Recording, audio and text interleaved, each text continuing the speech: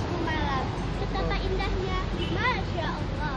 Terimalah salam mulia dalam Islam. Assalamualaikum warahmatullahi wabarakatuh.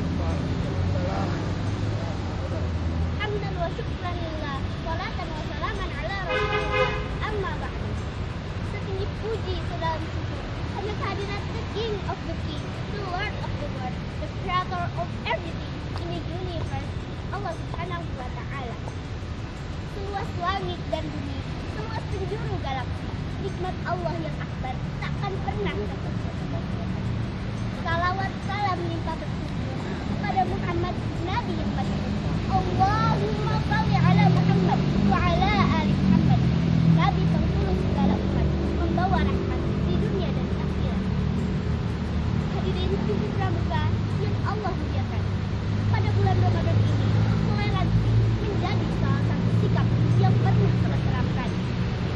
Oleh karena itu, pada kesempatan ini saya akan menyampaikan uraian yang bertema toleransi dalam Islam.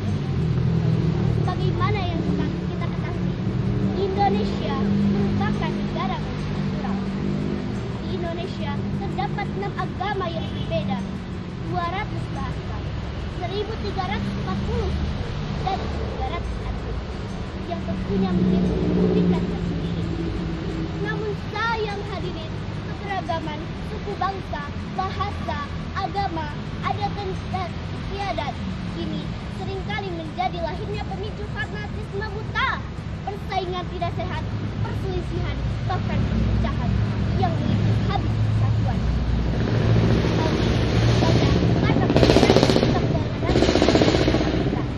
Toleransi ini adalah sikap saling menghormati atas segala perbedaan.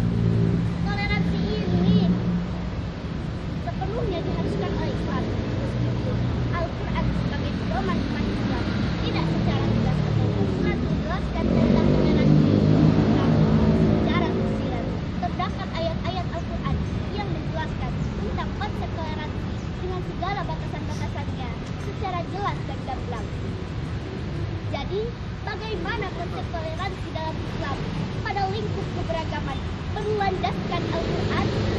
Yang pertama, sikap toleransi tidak hanya berlaku terhadap orang lain, tapi juga berlaku terhadap diri sendiri.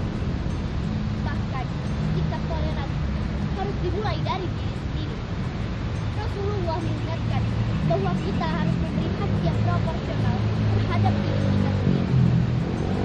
Sesungguhnya, tubuhmu punya hak untuk kamu istirahatkan, matamu punya hak untuk kamu pejamkan, dan istrimu punya hak untuk dinafkahkan. Hadis riwayat Bukhari. Yang kedua, toleransi terhadap agama lain. Sebagaimana firman Allah dalam Quran surat Al-Baqarah ayat 256. La ikraha fiddin, tidak ada paksaan dalam menerima agama Allah. Dalam ayat ini berarti Islam mengajarkan toleransi, tidak memaksa agama lain untuk beribadah sesuai agama Islam, tetapi membiarkan agama lain untuk beribadah sesuai ajarannya. Lalu diperkuat lagi oleh surat Al-Kafirun ayat 6. Lakum dinukum waliyadin, untukmu agamamu dan untukkulah agamaku.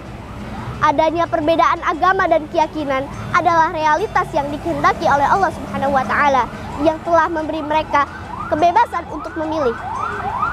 Dan yang ketiga, toleransi dengan sikap terbuka dan menerima segala perbedaan, baik itu warna kulit, suku, adat, dan bahasa. Sebagaimana firman Allah dalam Quran surat Al-Hujurat ayat 13. A'udzu billahi minasy syaithanir rajim. Bismillahirrahmanirrahim. Ya ayyuhan nasu inna khalaqnakum min dzakarin wa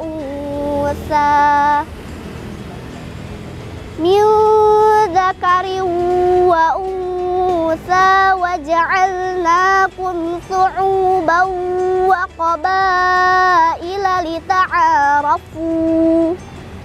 Inna akramakum indallahi atqakum. Innallaha alimun khabir.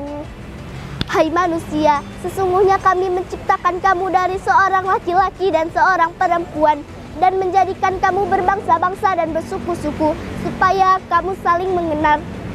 Sesungguhnya orang yang paling mulia di antara kamu adalah orang yang paling takwa di antara kamu.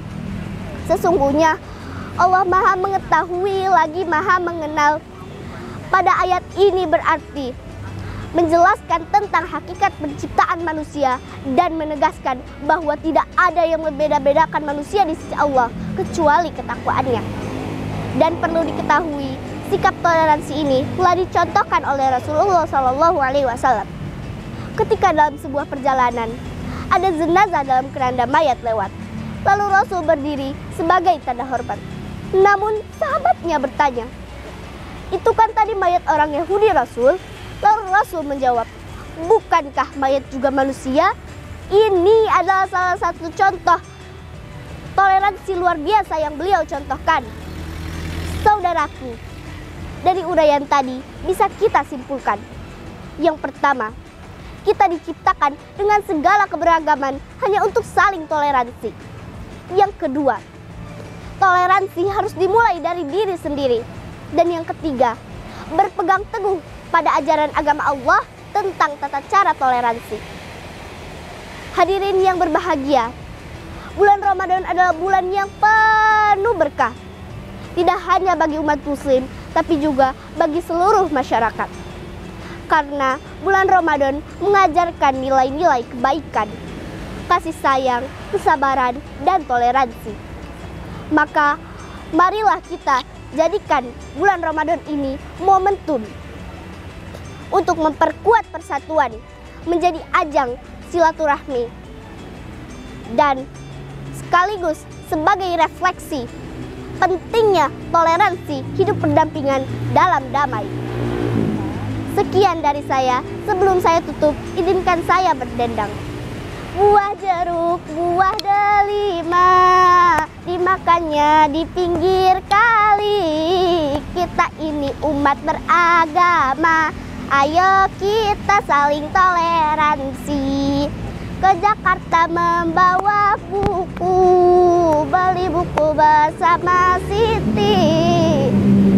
Kita ini berbeda suku, ayo kita saling toleransi. Wallahu muwaffiq ila aqwamit thoriq. Wassalamualaikum warahmatullahi wabarakatuh. Salam Pramuka.